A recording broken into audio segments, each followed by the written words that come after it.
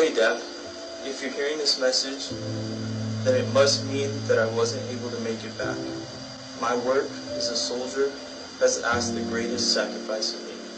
I'm sending this message with the hope that it might offer you some solace, some understanding, despite the pain that you must be burdening in your heart.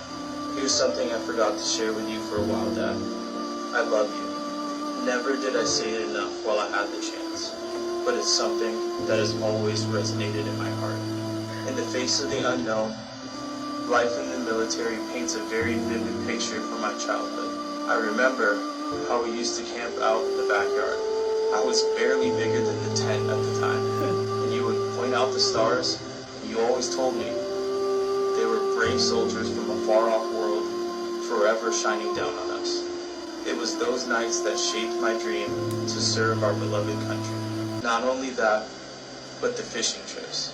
Those early mornings where you teach me how to cast a line, telling me that patience and focus would surely get me a catch.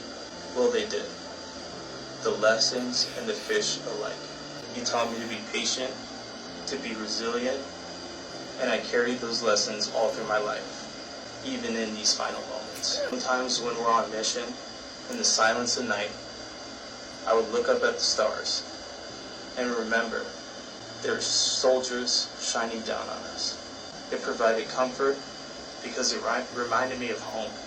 It reminded me of you. It reminded me why I was fighting and what I was fighting for. I want you to remember these moments too, Dad.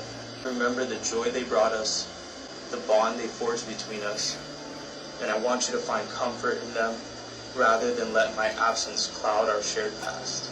I hope this message brings you strength.